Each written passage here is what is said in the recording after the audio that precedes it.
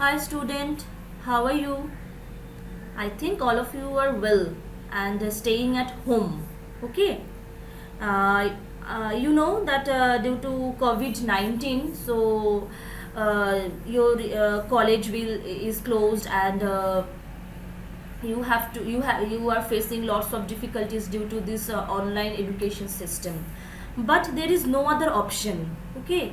So you have to adjust this system because when your college will open, I think university will declare some dates for your exam. So in that time you you will face lots of difficulties if you not study from now. Okay, so it's my humble request to all of you, please every day go through some lectures videos, not only mine, for all the subjects, and prepare yourself for the upcoming exam. Okay, and also for your future this topic will important. Okay, every subject of this 6th sem. So today I will discuss some tricky questions. Okay, tricky means there are lots of questions where you cannot use the normal formula. You have to change your procedure somewhere. So that I will discuss. You see this question, that is find the inverse transform of xz. Okay, so this is given to you through your one of the assignment, but no one is given me the right answer. All answer was wrong. Okay, so today I will solve this numerical for you. See, here xz is given and your ROC is also given. You are asked to perform the inverse z transform. Now you all know, if you follow my previous lecture, you can remember that already I have told you that to perform inverse Z transform there are three methods. One is partial fraction method, next Cauchy integral method or residue method. After that you have long division method, but this long division method is quite lengthy in nature, that's why this is not used. You can use also, but this is not applicable for all the cases.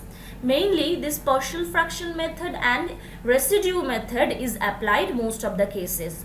So now I will solve this problem using partial fraction method. Okay, now so this is your function. Now what is the rule of this partial fraction method? That is, first you have to represent this function as xz by z in terms. After that you have to apply the partial fraction rules. Okay, now see, in the numerator part there is no z, that means you cannot take z as a common because here only 3 is present.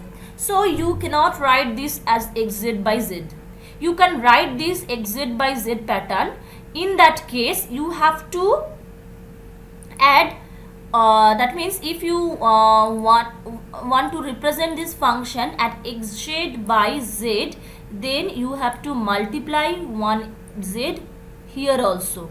Okay, see, this is your function. Now you directly cannot apply partial fraction rule. Why? Because see, first see this function. What is the maximum power of this numerator side? That is z cube. And what is the maximum power for denominator part? That is z square. Now first you have to check that this function is proper, that means proper rational function or improper rational function. I think you know what is proper and what is improper rational function because these topics belongs to your 11-12 classes. Okay, again I am repeating. So how can you say that this is a proper function or improper function? There is a rules. What is that rule? That is, according to partial fraction rules, if the highest power of this numerator, is greater equal to the highest power of denominator, then that type of function is known as improper function. What is this? Suppose you have a function like px by qx. Now px is your numerator portion and qx is your denominator portion. Now check what is the highest order of px. Okay, and also check what is the highest power of qx. Okay, now if the numerator, that is px, has degree, highest power means you can say this is degree. So if the numerator px has degree greater than or equal to the degree of the denominator, then that type of rational function is known as improper function. That means this is not a proper function. Now see here, highest power of the numerator is what? 3, and highest power of denominator is what? 2. That means here the degree of numerator part is greater than the degree of denominator part. That means this is a improper function. That means you cannot apply the partial fraction directly over this function. That means what you have to do? First, you have to break this improper function in such a way that it becomes like a proper function. After that, you have to apply your partial fraction. Okay? Now come to the numerical. That means this is given to you xz. Now if you multiply this denominator part, then it will behave like z square minus 3z plus 2. Now if you apply long division method here, what is long division method? Long division method is nothing but this is the procedure for division. Can you remember how can you divide a function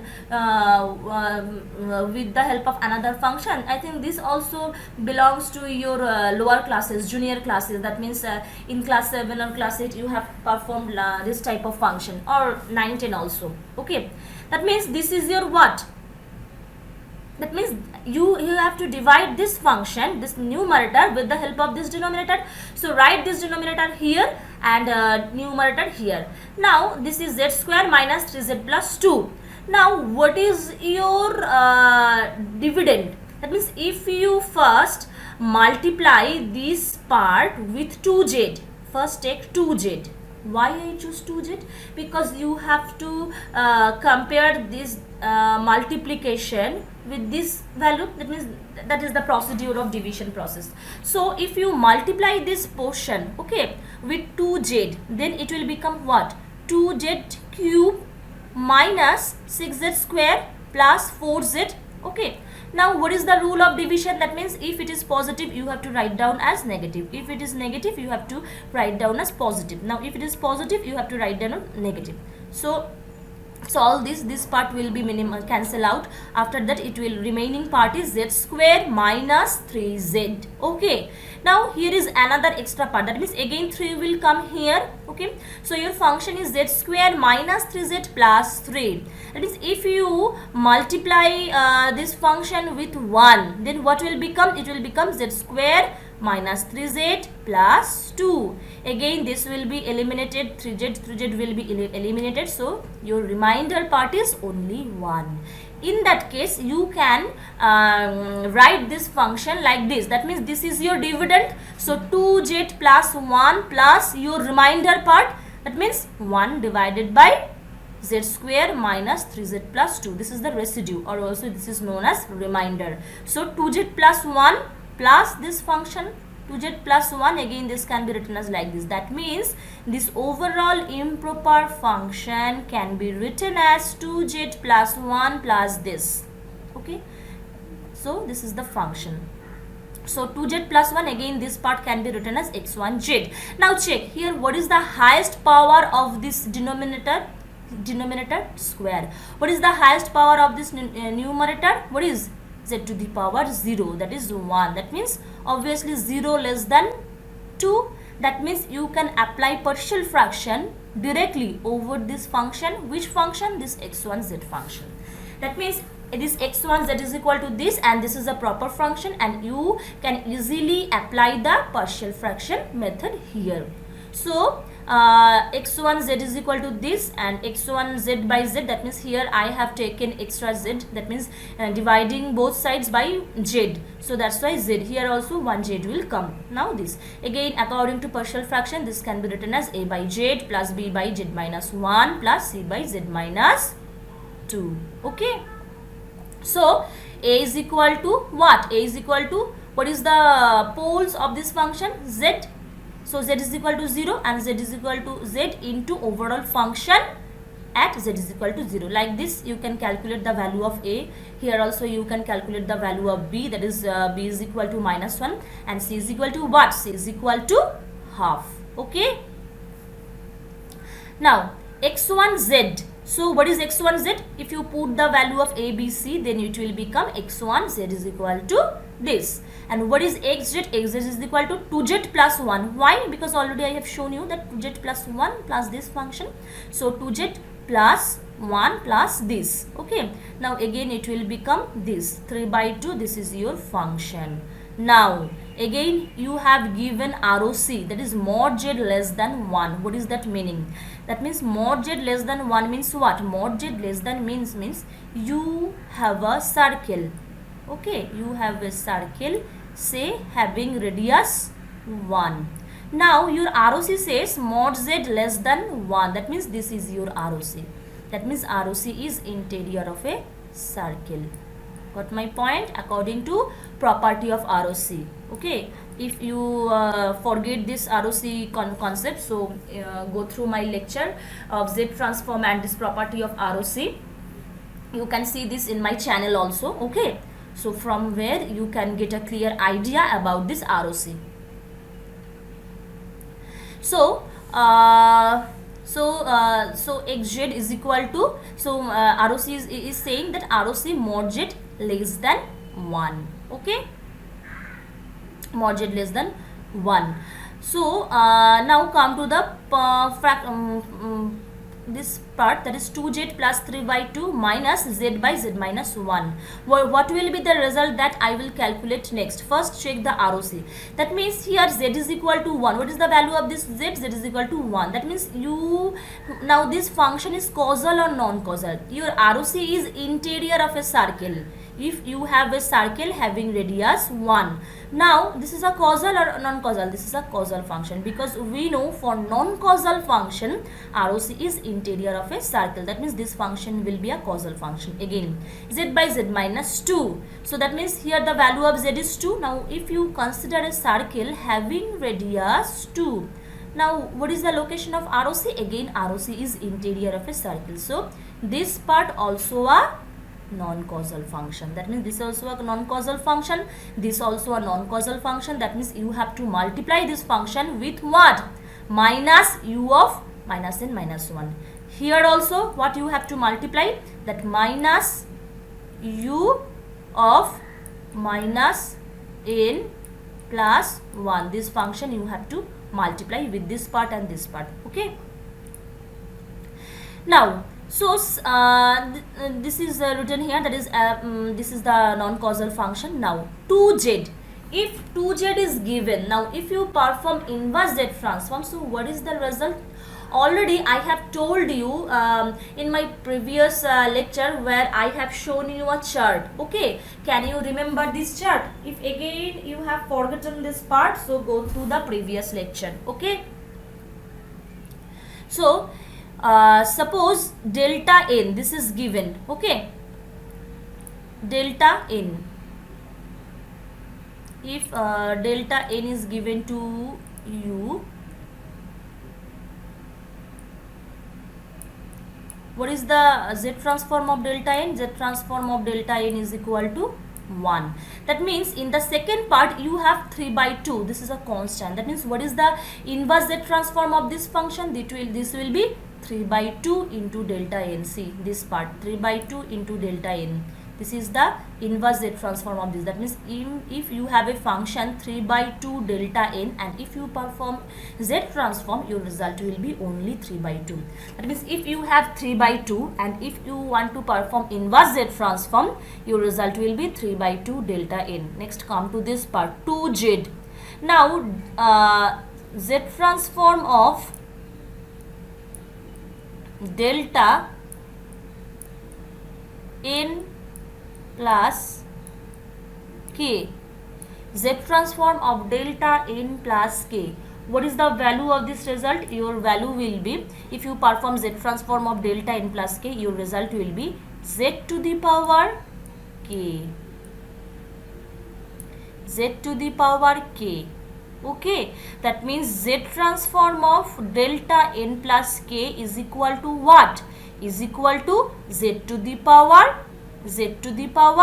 k. Now if you choose k is equal to 1, that means it will become z transform of delta n plus 1. See, again I am repeating, z transform of delta n plus k is equal to what? Z to the power k. Now if you put k is equal to 1, that means your function will become delta n plus 1, that means z transform of delta n plus 1. So if k is equal to 1, so what is the result? Z to the power 1. Z to the power 1 means what? Z. That means if you perform inverse z transform of 2z, 2 is constant, your result will be 2 into delta n plus 1. Got my point? Okay. Next, z minus 1. So it is what?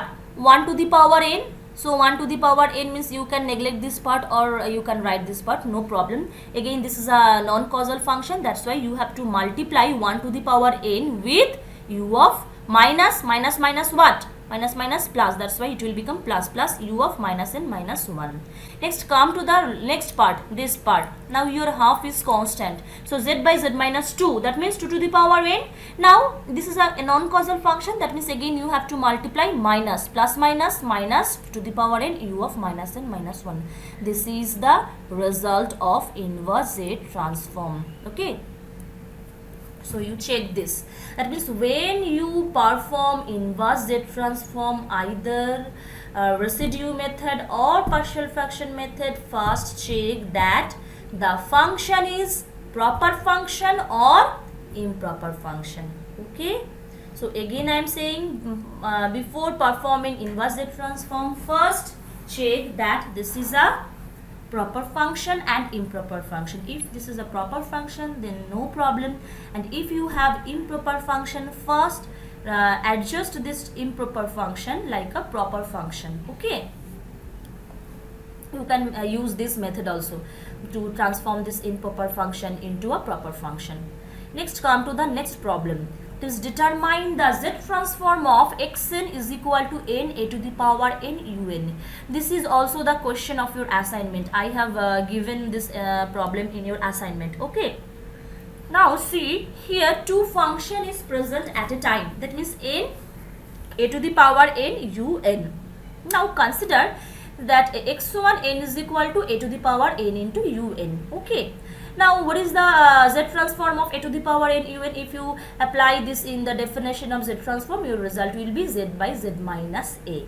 Now if you apply the differentiation property of this function, overall function, that means assume that your function is xn is equal to what?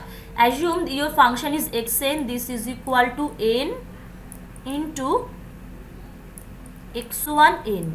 Okay, this is your function. Now if you apply the differentiation property, then what happen? Then if you apply differentiation property here, then it will be z transform of n x1n is equal to what? Minus z ddz of x1z. Already you have calculated the value of x1z. That means put down the value of x1z here. That is z by z minus a. So it will become what? It will become, that means minus z, then ddz of z by z minus a. I think all of you know how to perform the differentiation of any function. So this is the rules of differentiation, and after that you get, this is your result, that is az divided by z minus a whole square. Now can you tell me what is the ROC of this function? How can you calculate the ROC of the function? Simple. Just check the denominator portion. What is the denominator function?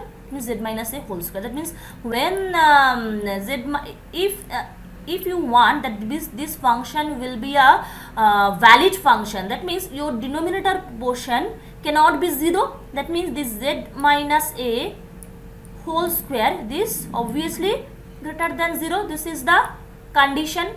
That means this denominator part obviously greater than 0. Otherwise, if it becomes 0, then this function will become infinite function. So we cannot want infinite function. So obviously this value, that means denominator portion obviously greater than 0.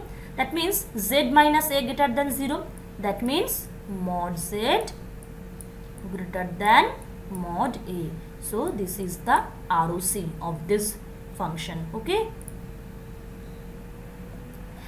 Next, application of Z transform. That means here we will solve some numerical from where you can say that where you can apply this Z transform. That means application based numerical. Your name of this topic is application based numerical using Z transform. Now where can you apply this Z transform? Basically this Z transform is used to check the causality of discrete time system, obviously discrete time LTI system, because all these application is applicable only for LTI system. Can you remember what is LTI system? Think. After that I will tell you what is LTI system. So next Z transform you can also apply to check the stability of discrete time LTI system. Now if you want to calculate the poles and zeros of rational function, then you can use this Z transform. Also suppose you want to know the system characteristics, then also you can apply the Z transform. Okay. Now what is LTI system? LTI means linear time invariant system. What is linear system? Linear system means what? Linear system means which satisfies the superposition principle. Now what is superposition principle? Superposition principle means what? A function which satisfies both homogeneity property as well as additivity property. Okay. And if you combine these two property, that is additivity and homogeneity, then you can say that the system satisfies the superposition principle. And if a system satisfies the superposition principle, then you can say that this is a linear system. Okay.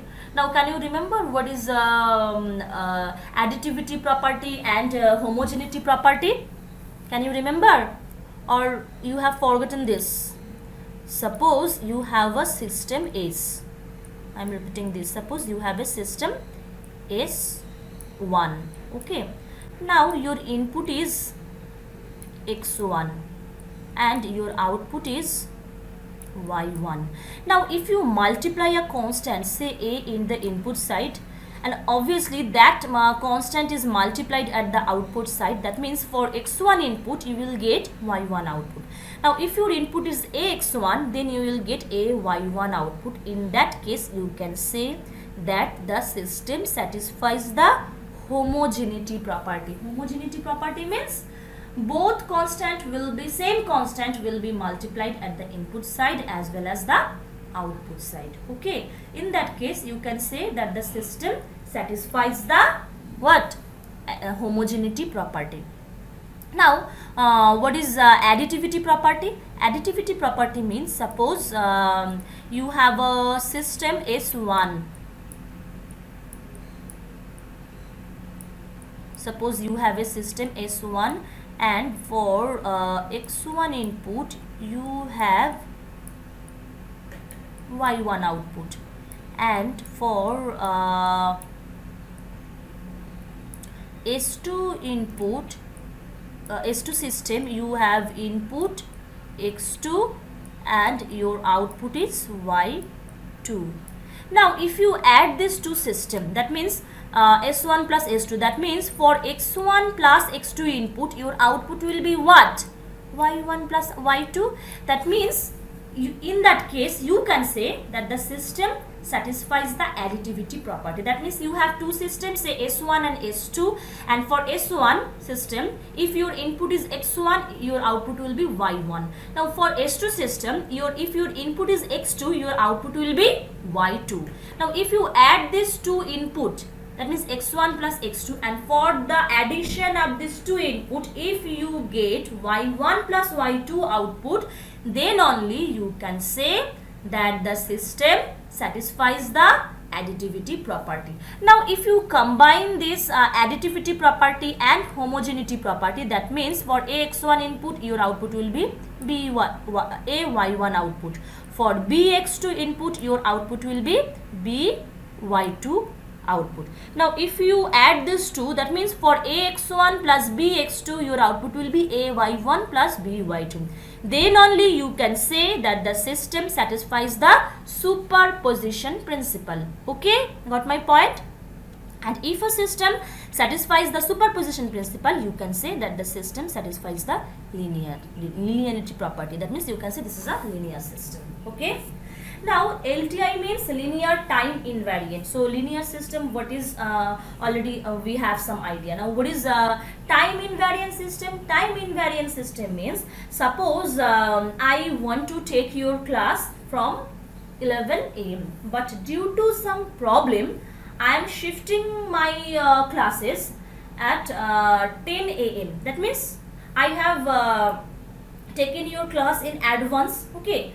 But if I starts from 11 am, my duration is 1 hour. That means if I starts from 10 am, so my duration will be also 1 hour. That means no variation or no change of the information which I want to tell to you, but the change is time. That means here we have seen that due to change of time or due to shifting of time, no information is lost.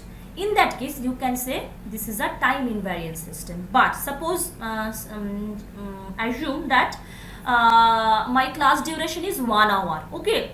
Now due to some difficulty, I told you I tell you that I cannot take 1 hour classes. I will take only half an hour class. That means to complete the lectures of 1 hour, that means to complete the lecture of 1 hour into half an hour, that means the lecture period of 1 hour is completed into the lecture period of half an hour. That means time is short. That's why I have to compress my material. That means some of the material, that some of the content I will not tell to you. Okay. That means I am gisting my material. In that case, you can say some of the information may be lost.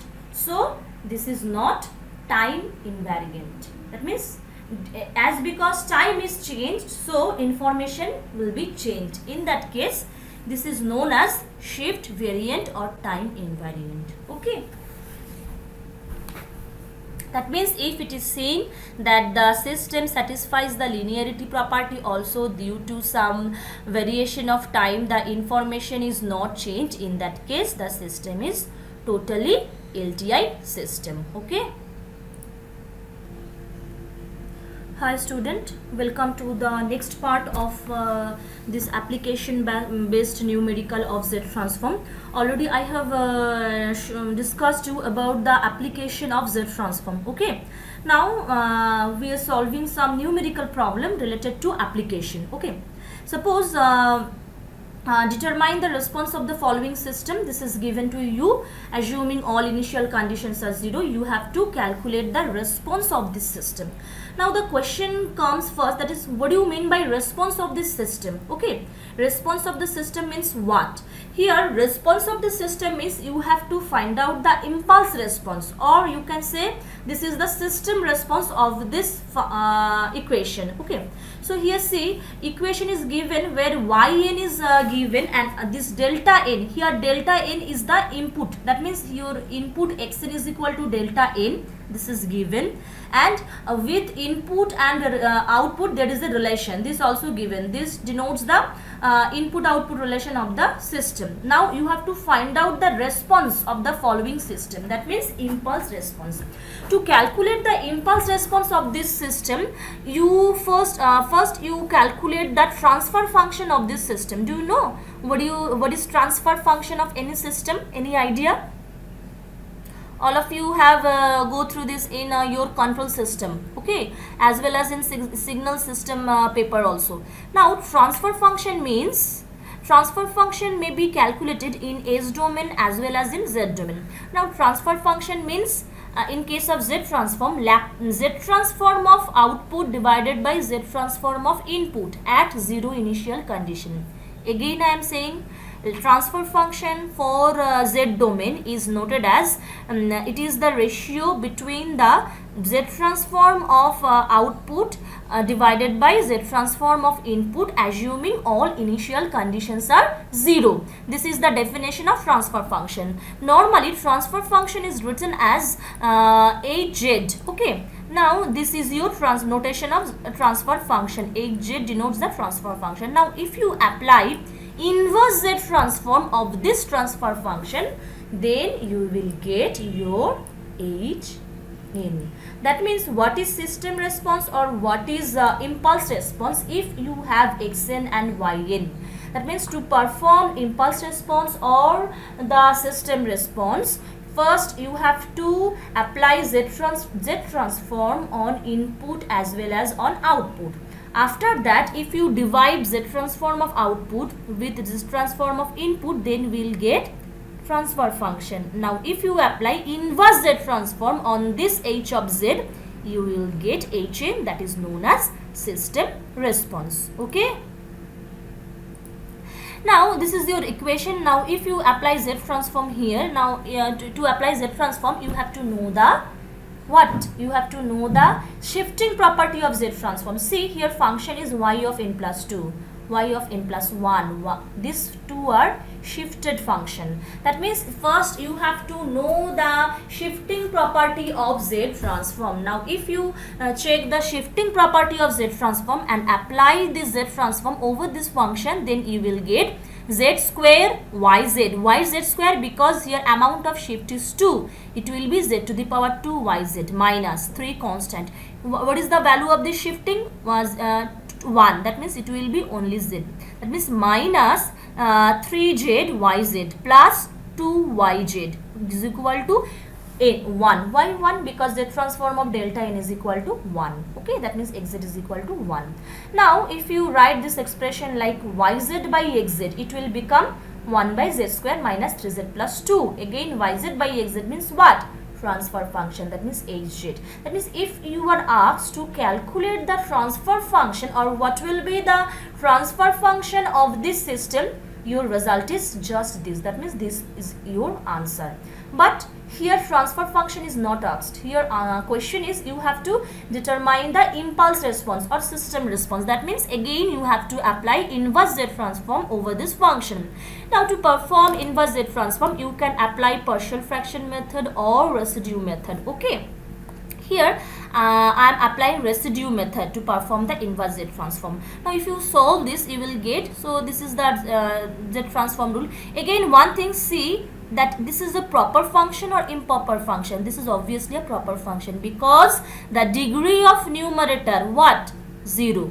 But the degree of numerator is what? Z square. That means the degree of numerator is less than degree of denominator. That's why this is a proper function. So you can easily apply any inverse Z transform method, that is either residue method or partial fraction method. So after solving this expression, you get this. Now here this is causal or non-causal. This is not given. That means you don't need to check the ROC. So just write down like this. Okay. So this is your output. Next come to the second question. Find the difference equation satisfying the input and output of the LTI system with transfer function. Here the question is, you have given the transfer function. What you have to calculate? You have to calculate Yn. That means you have to find out Yn. Now first you have to know what is the value of yz or what is the value of xz. After that, if you know the yz, then you can easily calculate yn. Okay. So how you can solve this? So this hz is equal to this expression given. Again this hz is known as transfer function and this hn is equal to impulse function or system function. Okay. Now hz is equal to this. So yz by xz, this is equal to, just multiply this function, this part into this part, and after this expand this. Okay. So yz is equal to this into xz. So yz is equal to this into xz. Again yz can be written as like this. Now if you apply inverse Z transform over this function, now here to perform inverse Z transform, you don't need any rule. That means you don't require partial fraction method or you don't require residue method, because easily you can calculate the inverse Z transform. Because if you apply inverse Z transform here, if you apply inverse Z transform of yz, what we will get? Only yn.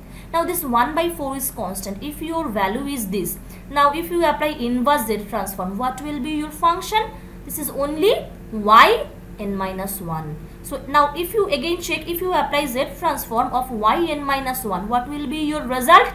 Z inverse yz, like this. Again 3 by 8, this is constant, this will be yn minus 2, like this, x of n 2x n minus 1, x n minus 2. So see the question here, to perform inverse Z transform, you just know, you have to know only the shifting property of Z transform, nothing else. You don't require residue method, or you don't require the partial fraction method. Easily from this expression you can calculate the yn, or you can easily calculate the inverse Z transform. Okay.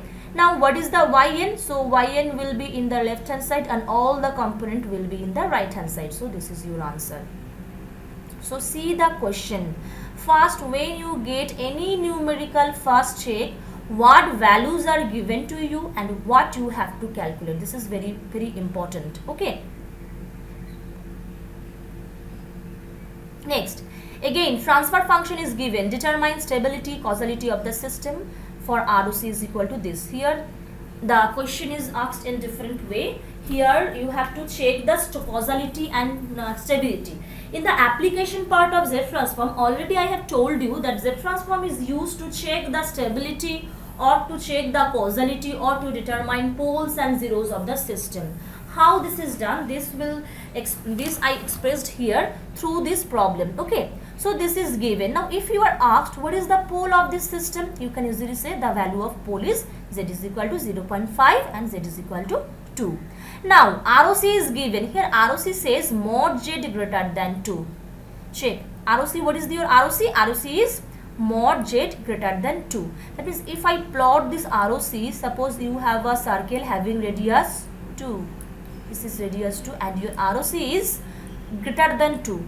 That means your ROC is exterior of a circle having radius 2. Okay. Now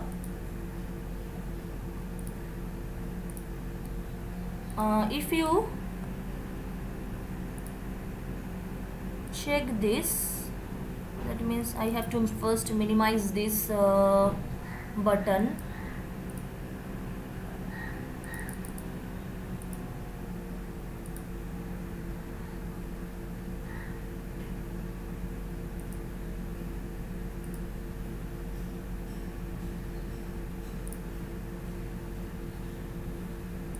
Okay, so Hz is equal to this given. Now these poles are known to you. Now ROC is exterior of a circle having radius 2. Now given ROC is greater than the pole. Okay, that means if you consider a circle having radius 0.5 or you consider a circle having radius 2, your ROC is exterior of this circle. So the system is what? Causal or non-causal? From the properties of ROC, you can say that the signal or the system is causal. Okay. Again, if you apply directly inverse Z transform over this function, what will be your result? So if you apply inverse Z transform of Hz, your function will be Hn, that means impulse response. Now if you apply inverse Z transform over this function, so this will be 0.5 whole to the power n. Okay, and this will be 2 to the power n 2n. And now if your ROC is exterior of a circle, so this is a causal. So from this you can also say that the system is a causal system. Okay, that means if you are asked to check the causality of the system, what you can do, you can determine Hn first. Okay, now after Hn you check that the poles which are given to you. Okay, if the poles are if you consider a circle having this pole and your ROC is interior of this circle, then you can say this is a non-causal. And if your ROC is exterior of a circle having containing this pole, then you can say causal. Like this you can check the causality of a system using Z transform method. Okay. Now stable or unstable, how you can check that the system is stable or unstable? Okay, to check the stability, the rule is for a stable LTI system, the poles should lie inside the unit circle. The poles should lie inside the unit circle and unit circle should be included in ROC. unit circle should be included in ROC. Now see, here you have two poles. Okay, here you have two poles, that is z is equal to 2 and z is equal to 0.5. This pole is within unit circle, but if you consider this pole 2, this z is equal to is not this is equal to 2 is not lie within the unit circle. That means this system is unstable. Also, next part, the unit circle should be included in ROC. That means your ROC will be within unit circle, but your ROC is exterior of unit circle. So again you can say that the system is unstable. That's why you can say that the system is unstable, but the system is causal. Okay. So I think you all of you have the DSP book of author Ramesh Babu. So from Ramesh Babu you can check different types of this numerical problem. Okay, and I have shown you the types of this numerical problem. Now you solve this yourself. Now if you face any difficulty, please let me know. Okay. And also when you try to solve this type of inverse Z transform, please go through the previous lectures of inverse Z transform as well as the previous lectures of Z transform. Okay, after that you try this type of numerical problem. Okay.